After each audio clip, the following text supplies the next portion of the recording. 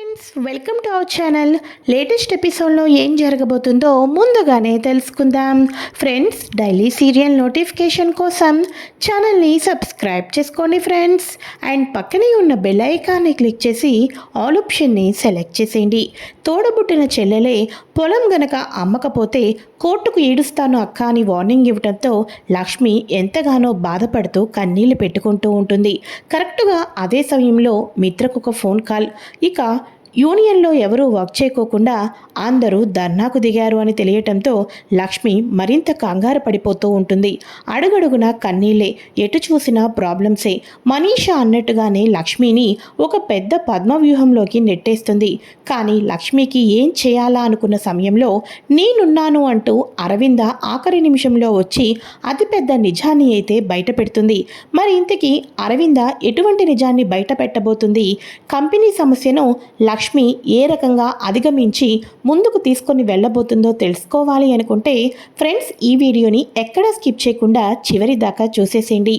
ఇక మిత్రకు phone call వస్తుంది.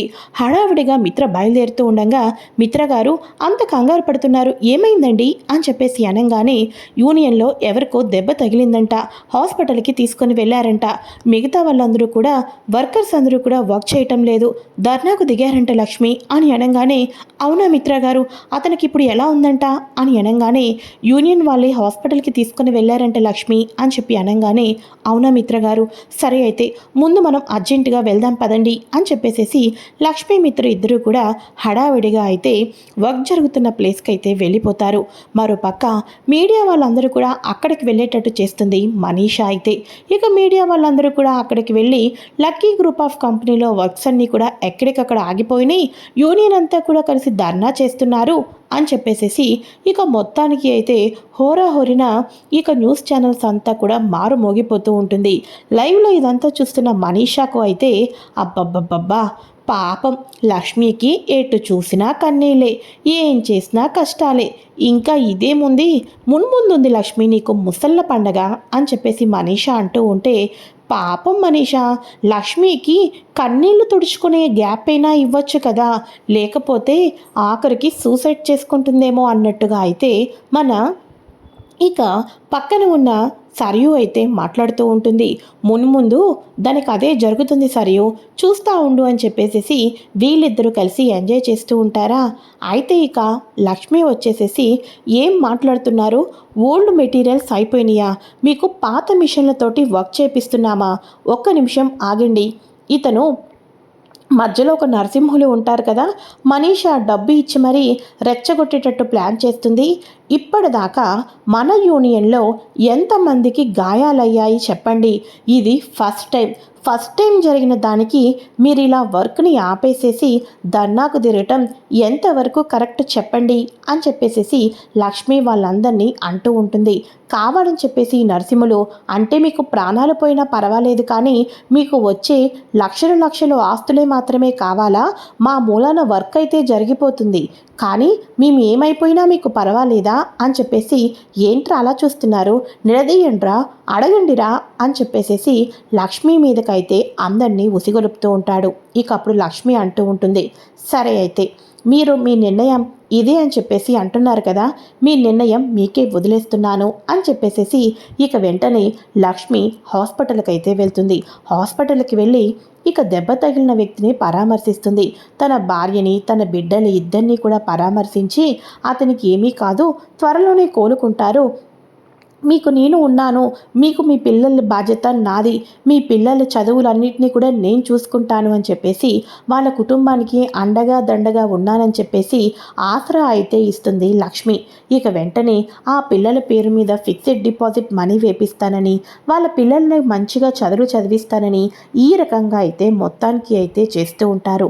అయితే ఇక లక్ష్మి వాళ్ళందరికీ కూడా ధైర్యం చెప్పి అందరినీ పరామర్శించేసి తిరిగి మళ్ళీ ఆఫీస్ దగ్గరకైతే వస్తుంది. ఏంటయ్యా, బంగారం లాంటి దేవత లాంటి ఆ మనిషిని బాధ పెట్టడం కరెక్ట్ అంటావా? ఇది నువ్వు కావాలని చేసుకున్న పని, కానీ ఆ దేవత చూడు మన పిల్లలకి నేనున్నాను అంటూ ఆసరా కల్పించింది.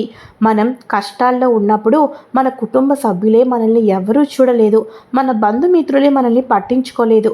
అటువంటి సమయంలో మిత్రాబాబు గారు మీకు ఉద్యోగాన్ని ఇచ్చారు.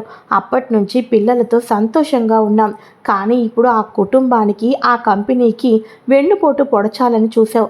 కానీ చివరాఖరకు వాళ్ళు మన పిల్లల్ని బంగారు భవిష్యత్తుగా తీర్చిదిద్దుతామని మాట ఇచ్చి వెళ్ళారు. చాలయ్యా చాలు, మన కంటిని మనమే వేళ్ళతో పొడుచుకోకూడదయ్యా. ఇప్పుడు వెళ్ళి నువ్వు నిజం చెప్పి అందరూ కూడా వర్క్లో స్టార్ట్ అయ్యేటట్టు చేస్తావా, లేకపోతే నేనే వెళ్ళి నిజం చెప్పేమంటావా, చెప్పయ్యా అని అనగానే ఇక వెంటనే సరే అయితే ఇక నువ్వు దాని గురించి ఏమీ మాట్లాడద్దు, డాక్టర్ నేను అర్జెంటుగా వెళ్ళాలి అని అనగానే అయ్యో మీ చేతికి కట్టు కట్టాం, ఇంకా ట్రీట్మెంట్ ఉంది అని అనగానే నేను మిగతా ట్రీట్మెంట్ మళ్ళీ వచ్చి చేసుకుంటాను డాక్టర్, అర్జెంటుగా వెళ్ళాలి అని చెప్పేసి ఆ వ్యక్తి అయితే కట్టుతో నొప్పితోనే మళ్ళీ తిరిగి కంపెనీ దగ్గరికి అయితే బయలుదేరుతారు. మరో పక్క మీడియా వాళ్ళు సార్ ఇప్పుడు మీ కంపెనీ అర్ధాంతరంగా వర్క్స్ ఆగిపోయినాయి కదా, మరి ఇప్పుడు మిమ్మల్ని నమ్మి ఎంతోమంది మీకు కాంట్రాక్ట్లు ఇచ్చారు, ఆ కాంట్రాక్ట్లన్నీ కూడా వెనక్కి వెళ్ళిపోతే అప్పుడు మీ కంపెనీ పరిస్థితి ఏంటి సార్? మీ కంపెనీ అఫ్కోర్స్ ఆల్మోస్ట్ దివాలా తీసే పరిస్థితికి వచ్చేస్తుంది కదా. అందరికీ మీరు సమాధానం ఏ రకంగా చెప్పబోతున్నారు? ఈ రకంగా మీడియా మొత్తం కూడా ఇష్టం వచ్చినట్టు క్వశ్చన్స్ అడిగేసేసి మిత్రకు మరింత కోపాన్ని అయితే తెప్పిస్తూ ఉంటారు. ఇలా కోపాన్ని తెప్పిస్తూ ఉండగా ఆ వ్యక్తి వచ్చి ఎవరు చెప్పారు వర్క్ ఆగిపోతుందని చెప్పేసి, వర్క్ ఆగదు అని అనగానే డబ్బు ఇచ్చిన నరసింహులు షాక్ అయిపోతాడు. ఇక వెంటనే వాడిచ్చిన డబ్బును వాడి ముఖం మీద కొట్టి అమ్మ వీడి మూలాన్నినమ్మా, వీడే ఇదంతా చేయమన్నాడు అని నిజాన్నైతే చెప్పేస్తారు. ఇక వెంటనే మిత్ర వాడి చంప పగల కొట్టి పోలీసులకు పిలుస్తారు. పోలీసులని వీడిని కావాలని మా కంపెనీలో కలుపు మొక్కలాగా ఉండి అంతటినీ పాడు చేయాలనుకున్నాడు, వీడిని అరెస్ట్ చేయండి, వీడి వెనకాతల ఎవరున్నారో తెలుసుకోండి అని చెప్పేసి అనగానే టీవీలో చూస్తున్న మనీషా షాక్ అయిపోతుంది. అంటే ఇప్పుడు వీడు నా పేరు చెప్పేస్తే నేను కూడా పోలీస్ స్టేషన్కి వెళ్ళాలా? అమ్మో నా పేరు చెప్పకోకుండా ఉంటే చాలు అని చెప్పేసి మనీషా అయితే కంగారు పడిపోతూ ఉంటుంది. అయితే ఇక అందరూ కూడా తప్పైపోయిందమ్మా, ఇప్పుడే మేము వర్క్ స్టార్ట్ చేస్తున్నాం అని చెప్పేసి అందరూ క్షమాపణ చెప్పేసి వర్కర్స్ అందరూ లోపలికైతే వెళ్ళిపోతారు. అమాంతం మిత్ర లక్ష్మిని హక్ చేసుకొని నువ్వు హాస్పిటల్కి వెళ్ళావు, అక్కడ ఏం చేసొచ్చావో నాకైతే తెలీదు, కానీ వర్కర్స్ అందరూ మళ్ళీ కూడా వర్క్ స్టార్ట్ చేస్తున్నారు. Thank you so much Lakshmi, నువ్వు లేకపోతే ఈ ఒక్క విషయం నుంచి నేను బయటపడేవాడిని కానే కాదు అని చెప్పేసి మిత్ర వాళ్ళు హ్యాపీగా ఇంటికైతే వెళ్తారు. ఇక ఇంటికి వెళ్ళంగానే సంతోషమా బావగారు అని అనగానే అవును జాను ఇప్పుడు హ్యాపీ అని అనగానే మీరొక్కరూ హ్యాపీగా ఉంటే సరిపోతుందా, నేనొద్దా అని అనగానే జాను అని లక్ష్మి అంటూ ఉంటుంది. చూడు కేవలం ఇప్పటిదాకా నువ్వు పొలం గురించి మాత్రమే డిస్కషన్ చేశాను, పొలం గనుక నాకు ఇవ్వకపోతే కోర్టుకి ఈడుస్తాను అని అన్నాను, కానీ ఇప్పుడు చెప్తున్నాను పొలం కాదు కదా, వివేక్కి రావాల్సిన ఆస్తి మొత్తం కూడా వచ్చి తీరాల్సిందే అని అనగానే జాను అని అంటూ ఉంటే అవును నువ్వేమో మున్నార్లో భర్తకు ఉన్నాను అని తెలియకోకుండా మోసం చేసావు, ఇక్కడికి వచ్చిన తర్వాత పతియే ప్రత్యక్ష దైవం అన్నట్టుగా నీ భర్త మీద ఈగ కూడా వాళ్ళనివ్వకోకుండా ఇష్టం వచ్చినట్టు జనాలందరిలో ముందుకు వెళ్ళిపోతూ ఉన్నావు. ఆయన ఎవరికో చేయి కట్టయితే వాళ్ళ పిల్లల బంగారు భవిష్యత్తును నేనే చూసుకుంటాను అని వాళ్ళ అకౌంట్లో డబ్బులు ఫిక్స్డ్ డిపాజిట్ చేసుకుంటూ వచ్చావు. నీ భర్త పేరు ప్రఖ్యాతుల గురించి ఆస్తి మొత్తాన్ని కూడా ఈ రకంగా తగలపెడుతూ ఉంటే చివరాఖరకు నా భర్తకేం ఆస్తి వస్తుంది? కాబట్టి పొలం అమ్మడమే కాదు, ఇక మొత్తానికి ఆస్తి కూడా సమానంగా 2 వాటాలు వేయాల్సిందే, లేకపోతే రేపొద్దున్నే నేను పోలీసులను కలుస్తాను, లాయర్లను కలుస్తాను, కోర్టుకు వెళ్తాను అని చెప్పేసి లక్ష్మి అయితే చెప్తూ ఉంటుంది. మన జాను అయితే చెప్తూ ఉంటుంది, అమ్మ జాను నువ్వు చిన్నపిల్లవి, నీకేం తెలియటం లేదమ్మా అని చెప్పేసి అనగానే జయదేవ్ అంటూ ఉండగా నాకు అన్నీ తెలుసు మావయ్య గారు, కానీ నేనేమీ బయటకి మాట్లాడటం లేదు అంతే. అక్కేమో ముక్కు మొహం తెలియని వాళ్ళకేమో అకౌంట్లో ఫిక్స్డ్ డిపాజిట్లు చేస్తూ వస్తుంది, ఇక బావగారైతే ఒక అనాథ పిల్లని ఇంటికి తీసుకొని వచ్చి ఆ అనాథ పిల్ల మీద ఏకంగా లక్కీ గ్రూప్ ఆఫ్ కంపెనీ అని ఒక సంస్థనే నడిపించేస్తున్నారు. కానీ ఈ ఇంటి వారసుడైన వివేక్కి మాత్రం ఆస్తిలో చిల్లు గవ్వ లేకోకుండా ఆఫీస్ బాయ్ని ఒక పనివాడిని చూసినట్టు చూస్తున్నారు. ఇవన్నీ నాకు తెలియదు అనుకుంటున్నారా అని వివేక్ జాను అడగంగానే మిత్రకు కోపం వస్తుంది. జాను నువ్వు లక్కీ కోసం ఇంకొక మాట మాట్లాడావంటే నాకు ఈ నోట్లో నుంచి ఎటువంటి మాటలు వస్తాయో కూడా తెలీదు. ఏంటి, ఒక అనాథను తీసుకొని వచ్చానా? నువ్వు అన్నావు కాబట్టి ఈ మాట, లక్ష్మి చెల్లెలివి కాబట్టి నేను ఏమీ అనటం లేదు. అదే ఇంకొకరైతే నా చెయ్యే సమాధానం చెప్పి ఉండేది. ఆపండి ఈ డిస్కషన్. నా కూతురు దాకా వచ్చిన తర్వాత ఇప్పుడు చెప్తున్నాను, నీకు వివేక్కి ఆస్తి ఎంత ఇవ్వాలో అంత ఇచ్చేస్తాను. ఇప్పుడే లాయర్ గారిని పిలిపిస్తాను అని చెప్పేసేసి ఇక మిత్ర ఫోన్ చేసి లాయర్ గారిని పిలిపిస్తారు. అంతేకాకుండా ఆ పొలంలో సగం వాటా జానుకు వచ్చినట్టు, జాను అవతల వాళ్ళకు అమ్మేసినట్టు, మరోపక్క మొత్తానికి కూడా ఆస్తి వాటాలు పంపకాలు అయితే అయిపోతాయి. ఇక మిత్ర లక్ష్మిలు ఇద్దరూ రూమ్కి అయితే వెళ్ళిపోతారు. ఇక అప్పుడు అనుకుంటూ ఉంటుంది దేవయాని, అబ్బబ్బబ్బబ్బా, నా కోడలు సూపర్. ఇంతకాలం ఇంత త్వరగా వివేక్ పేరు మీదకి ఆస్తి వచ్చేస్తుందని అనుకోలేదు. ఇప్పుడు వివేక్ పేరు మీదకి ఆస్తి వచ్చేసింది, ఇది నాకు చాలు అని హ్యాపీగా ఫీల్ అవుతూ ఉంటే పక్కన ఉన్న మనీషా, ఏంటంటే చాలా హ్యాపీగా ఫీల్ అవుతున్నారు అని అనగానే, thank you so much Manisha, నువ్వు నా కోడల్ని మాయ మాటలతో ముంచేసావు. అది పూర్తిగా నీ వలలో చిక్కుకుపోయింది. ఇక నుంచి నేను స్టార్ట్ చేస్తాను కదని అని అనగానే, అమ్మో ఏంటంటే నాకు తెలియకోకుండా ఏం కొత్త ప్లాన్లు వేస్తున్నారు అని అనగానే, అబ్బా అదేం లేదు మనీషా, నా కొడుకు పేరు మీదకు ఇన్ని సంవత్సరాల తర్వాత ఆస్తి వచ్చింది. ఇప్పుడు నేను జానుని పువ్వుల్లో పెట్టి చూసుకుంటాను. అంతేకాదు, జాను మీద ఎక్కడ లేని ప్రేమను వలకపోస్తూ ఉంటాను. ఇక అప్పుడు వివేక్ నాకు మా అమ్మ భార్యను ఎంత బాగా అర్థం చేసుకుందో అని అనుకుంటూ ఉంటాడు. ఇలా ప్రతిసారి కూడా కోడల్ని సపోర్ట్ చేసుకుంటూ వచ్చి కోడల మీద ప్రేమ చూపిస్తూ ఉంటాను. నా కొడుకు కూడా నమ్మేస్తాడు. ఇలా ప్రేమ చూపించి జాను మీద నిందలు వేస్తాను, జాను మీద మచ్చలు వేస్తాను. అప్పుడు ఒక్కసారిగా, ఇంతకాలం మా అమ్మ ప్రేమ చూపించింది, ఇప్పుడు మా అమ్మ ఇలా మాట్లాడుతుంది అంటే జాను తప్పు చేసింది అని చెప్పేసి వివేకే జానుని బయట గెంటేస్తాడు. వివేక్ పేరు మీద ఆస్తి వస్తుంది, దాని అంతటికి కూడా మరో అమ్మాయికి ఇచ్చి పెళ్లి చేసి హ్యాపీగా నా కొడుకుని ఇంకాస్త కోటీశ్వరుణ్ణి చేస్తాను అని అనగానే, అబ్బబ్బబ్బా ఏం ప్లాన్ వేశారంటీ, సూపర్ ప్లాన్ వేశారు. పిచ్చి ఆంటీ, నేను మనీషాని, మీరు హ్యాపీగా ఉంటారనుకుంటున్నారు, కానీ వివేక్ పేరు మీద ఆస్తి ఎందుకు ఉంటుంది?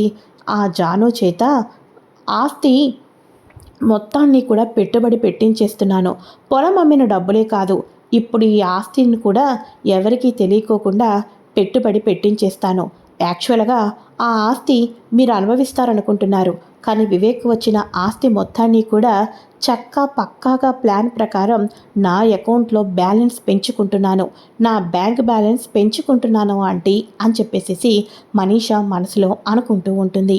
అయితే ఇక ఇదిలా ఉండగా డబ్బులు చేతికి వచ్చేసిన తర్వాత బిజినెస్ చేస్తామని చెప్పేసి మనీషా ఫ్రెండ్ని కలుస్తుంది కదా, తనైతే చెప్తూ ఉంటుంది, సరే అయితే నీకు పర్సెంటేజ్ అయితే తక్కువ వస్తుంది, కానీ ఇంకాస్త పెట్టుబడి పెట్టావంటే నీకు ప్రాఫిట్లో కూడా లాభం వస్తుంది, ఏకంగా నువ్వు కూడా మీ అక్కలాగా చైర్మన్ సీట్లో కూర్చోవచ్చు అని చెప్పేసి అనగానే, జాను నువ్వు ఒకవేళ నిజంగానే ఇప్పుడు పెట్టుబడి పెట్టావి అనుకో, ఇంట్లో ఎవ్వరికీ చెప్పద్దు, ఎందుకంటే నువ్వు చైర్మన్ సీట్లో కూర్చోటం లక్ష్మికి ఇష్టం ఉండదు, నిన్ను ఏదో రకంగా చేసి భయపెట్టి ఏకంగా కింద కూర్చోబెట్టేటట్టు చేస్తారు. అదే నీకు ఒక్కసారిగా లాభాలు వచ్చిన తర్వాత అప్పుడు నువ్వు చెప్పావనుకో, అందరూ ముక్కు మీద వేలేసి ఆశ్చర్యపోతారు అని అనగానే, సరే అయితే నేను మిగతా డబ్బులు కూడా వివేక్ని అడిగి అరేంజ్ చేస్తాను అని చెప్పేసి వివేక్ దగ్గరికి వెళ్ళి, నువ్వు నాకు సైన్ చేయాలి, మనం పెట్టుబడి కొత్త బిజినెస్ స్టార్ట్ చేస్తున్నాం అని అనగానే, చూడు జాను, నేను నిన్ను ప్రేమించి పెళ్లి చేసుకున్నాను, కానీ నువ్వు వచ్చిన తర్వాత ఇంట్లో ఆస్తి పంపకాలు జరిగిపోయినాయి, ఇప్పుడు నువ్వు చెప్పినట్టుగా సంతకం చేయలేదే అనుకో, నాకు ఆస్తి మీద వ్యామోహం ఉన్నట్టు అవుతుంది, నాకు ఆస్తి మీద వ్యామోహం లేదు జాను, నాకు అందరూ కావాలి, అందరూ సమానమే, ప్రేమించి పెళ్లి చేసుకున్న భార్యను చూసుకోవాలి, కానీ నువ్వు ఇలా ఎందుకు ప్రవర్తిస్తున్నావో నాకైతే అర్థం కావటం లేదు, కాబట్టి ఇక నేను బిజినెస్ అన్నది అన్నయ్య నుంచి దూరం అయిపోయాను, ఇక నువ్వు ఏ బిజినెస్ చేసుకుంటే నాకెందుకు, ఇక్కడే కదా సైన్ చేయాలి, పెట్టేస్తాను జాను, పెట్టేస్తాను, నీ మీద నమ్మకంతో, నీ మీద ప్రేమతో పెట్టేస్తున్నాను అని చెప్పేసి వివేక్ అయితే సైన్ అయితే చేసేస్తాడు. ఇక జాను ఆ డబ్బును కూడా తీసుకొని వెళ్ళి గుడ్డిగా అయితే మనీషా ఫ్రెండ్ చేతిలో పెడుతుంది. ఇక అనుకున్నట్టుగానే 30% నీది, 70% నాది అని వివేక్ పేరు మీద వచ్చిన ఆస్తి మొత్తాన్ని కూడా తన అకౌంట్లోకి మార్చుకుంటుంది మనీషా అయితే. ఈ రకంగా మనీషా బ్యాంక్ బ్యాలెన్స్ పెరిగిపోతుంది. జానుని అడ్డంగా కూడా ఇరికిచ్చేసి నిలువున ముంచేస్తూ ఉంటారు. అయితే ఇక లక్ష్మి వచ్చేసేసి 50% వాటా వెళ్ళిపోయింది. బిజినెస్లో కూడా 50% వెళ్ళిపోయింది. ఇప్పుడు మిత్రా కంపెనీ యొక్క గ్రాఫ్స్ షేర్లు అన్నీ తగ్గిపోయినాయి. వీటన్నిటిని ఎలా ముందుకు తీసుకొని వెళ్ళాలా, మళ్ళీ మునుపటిలాగా ఎలా నిలదొక్కుని ఉండాలా అని లక్ష్మి ఆలోచిస్తూ ఉంటుంది. అదే సమయంలో ఇంటికి అరవింద్ అయితే వచ్చేస్తుంది. ఒక్కసారిగా అరవింద్ను చూసి అందరూ హ్యాపీగా ఫీల్ అవుతారు. ఇక అందరూ సంతోషంగా ఉంటారు. ఏంటండి ఇంటి వాతావరణం తేడాగా కనిపిస్తుంది అనేసరికి అరవింద వచ్చేసేసి లక్ష్మి వాళ్ళందరూ కూడా ఇంట్లో ఆస్తి పంపకాలు జరిగిపోయినాయని, మనీషా చెప్పు చేతల్లో ఇప్పుడు జాను ఉందని ఇవన్నీ కూడా చెప్పేస్తుంది. ఇవన్నీ చెప్పేసిన తర్వాత లక్ష్మి మన అరవింద్ అయితే ఆశ్చర్యపోతుంది. ఇలా అరవింద్ ఆశ్చర్యపోయిన తర్వాత ఉదయాన్నే స్కూల్కి వెళ్తూ ఉండగా లక్కీ పాప జానుతోటి జాను రూమ్లోకి వెళ్ళి జాను క్లిప్స్ ఏవో దువ్వెన అవన్నీ కూడా తీసుకుంటూ ఉండగా, ఏయ్ నువ్వేంటే నా రూమ్లోకి, నువ్వు ఒక అనాథవి అన్నట్టుగా మాట్లాడుతూ ఉంటుంది. ఇక ఒక్కసారిగా అరవింద ఎవరు అనాథ, ఎవరు అనాథ అని చెప్పేసి ఎవరు మాట్లాడుతున్నారు, ఎవరు అనాథ అంటున్నారు అని చెప్పేసేసి అరవింద లక్కీ అనాథ కానే కాదు, లక్కీ నా ఇంటి వారసురాలు, మిత్రకి లక్ష్మికి పుట్టిన కన్న కూతురు, నా కోడలికి కవల పిల్లలు పుట్టారు అన్న నిజాన్ని అయితే అరవింద ఇంట్లో ఉన్న అందరి ముందు కూడా బ్లాస్ట్ చేయబోతూ ఉంటుంది. ఈ నిజం విన్న తర్వాత లక్ష్మి, మిత్ర, దేవయాని, జాను అందరూ కూడా ఆశ్చర్యపోతారు.